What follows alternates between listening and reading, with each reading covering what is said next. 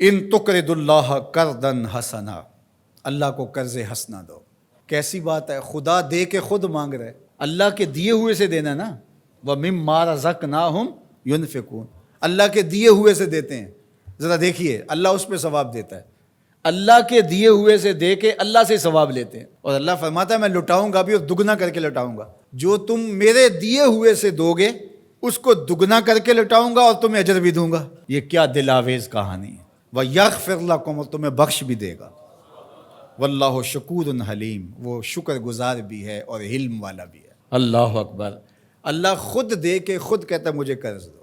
ایک دوسرے مقام پہ من یقرض اللہ قرضا حسنا، کون ہے جو اللہ کو قرض حسنا دے؟ جب یہ آیت کریمہ نازل ہوئی تو ایک صحابی تھے حضرت ابو دہدا رضی اللہ تعالیٰ عنہ، تو یہ آیت اتری کہ کون ہے جو اللہ کو قرض حسنا دے، اللہ اسے لوٹائے گا، کئی گناہ کر کے دے گا۔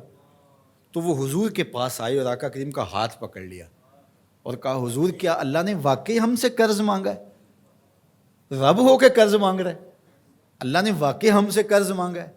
تو حضور نے فرمایا ہاں ابو دہدا، اللہ نے واقعی ہم سے قرض مانگا ہے۔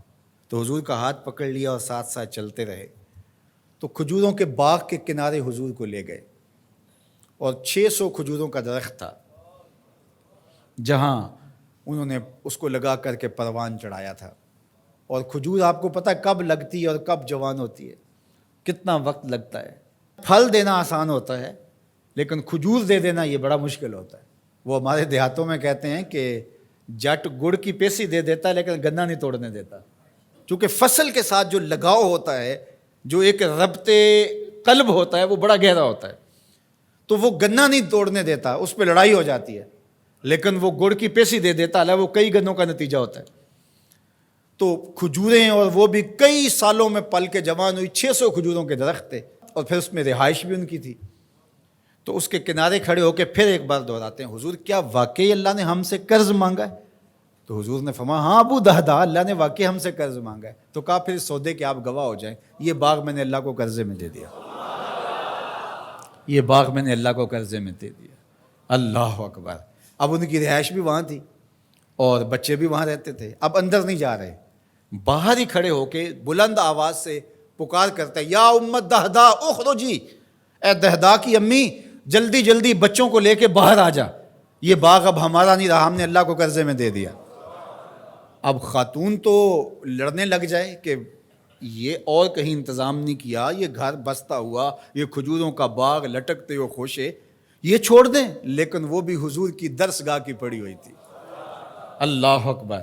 تو وہ جلدی جلدی تھوڑا سامان سمیٹتی ہے، بچے سمیٹتی ہے، اور باغ سے باہر آتی ہے، اور باغ کے کنارے پر باہر حضور کھڑے ہیں، حضرت ابو دہدا کھڑے ہیں ان کے شوہر، اور پھر وہ آگے آ کے کہتی کیا ہے، ذرا ان لفظوں پہ 100 جان سے قربان جائے۔ وہ کہتی ہے رابحہ بیعک یا ابا دہدا، رابحہ بیعک یا ابا دہدا، دہدا کہ ابو تو نے بڑا ہی نفع والا سودا کیا ہے، تو نے بڑا ہی نفع والا سودا کیا۔ اللہ اکبر۔ یہ تھے حضور کی تربیت کا نور پانے والے لوگ۔ تو کہا ان تقرض اللہ قرضا حسنا، جو اللہ کو قرض حسنا دے، یضاعفہ لکم، اللہ اس کو بڑھا دیتا ہے، ویغفر لکم، اور تمہیں معاف بھی کر دیتا ہے۔ واللہ شکور حلیم، وہ شکر گزار بھی ہے اور حلیم بھی ہے۔ علماء نے لکھا حلیم کا معنی یہ ہے کہ تمہیں گناہ میں سزا دینے میں جلدی نہیں کرتا، حلم والا ہے۔ عالم الغیب والشہادہ، جو تم چھپ کے کرتے ہو، مخفی کرتے ہو، اسے بھی جانتا ہے، اور جو تم اعلانیہ کرتے ہو رب اس سے بھی باخبر ہے۔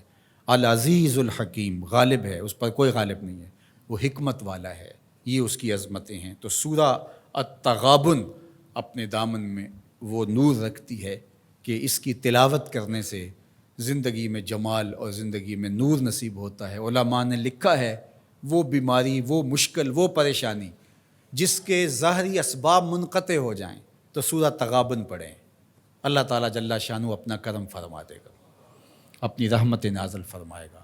اللہ ہمیں سورہ تغابن کا نور نصیب فرمائے۔